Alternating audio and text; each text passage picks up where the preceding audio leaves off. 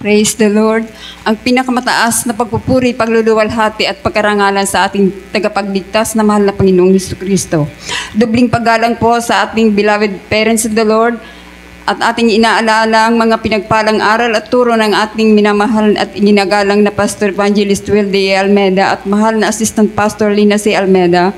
Pagbati rin po sa beloved Almeida family, beloved preachers, workers, mahal na mga kapatiran at mga baguhan, mga bisita. Isang mapagpalang gabi po sa ating lahat. At bago po ang aking pasasalamat, bumabati rin po ako ng Happy New Year sa ating pong lahat. Praise the Lord. At pinapasalamatan ko po na ang ating pinakamamahal na Panginoong Hesus na sa araw pong ito, binigyan na naman po ako ng 1 taon ng karagdagan sa aking edad dahil kapanganakan ko po sa laman. Praise the Lord. At maraming salamat sa ating pinakamamahal na Panginoong Hesus na umabot po ako sa edad na 71 na ako ngayon. Praise the Lord. Hallelujah. Hallelujah. Pinapasalamatan ko po na ang aking pinakamamahal na Panginoong Hesus na sa gawaing ito, dito niya po ako dinala. Praise the Lord. Hallelujah. Alam niyo po, bago ako na-save sa gawaing ito, iba't ibang kongregasyon po ang aking dinalahan dahil ng panahon pong iyon, talagang naghahanap ako ng kapayapaan sa aking buhay. At hindi naman po ako binigo ng ating pinakamamahal na Panginoong Hesus dahil talagang yung hinihiling ko po sa Kanya, talagang ibinigay sa akin na at pinapasalamatan ko po yun na binigyan niya po ako ng pagkakataon na mapaglingkuran siya habang mayroon pa po akong lakas na magkapagpuri at magkapaglingkod sa Kanya. Praise the Lord.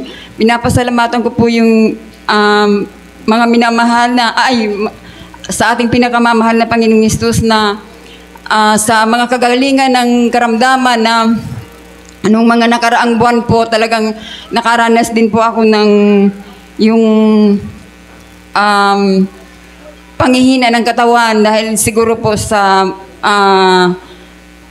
halos araw-araw po talagang nagtatrabaho po ako. Kaya hindi ko po yun masyadong binibigyan ng pansin dahil nga po sa paghahanap buhay. Pero ang mahal na Panginoon talaga ang ating maaasahan sa lahat ng bagay, maging sa mga kagalingan ng ating mga karamdaman. Praise the Lord.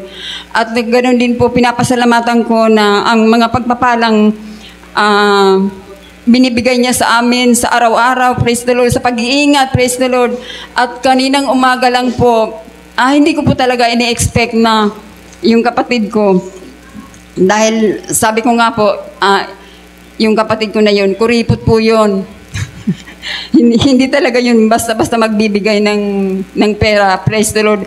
Pero kaninang umaga, yung isa kong kapatid, yung nagpadala, galing ng yung ibang bansa, sabi sa kanya, ibigay daw sa akin ngayong araw na ito dahil birthday ko nga. Kaya hindi ko ini-expect na talagang magpapadala siya ng ganun. Kaya ang lahat-lahat ng pagpupuri, pagdadakila, pasasalamat ay tanging sa ating pinakamamahal na Panginoong Hesus po lamang.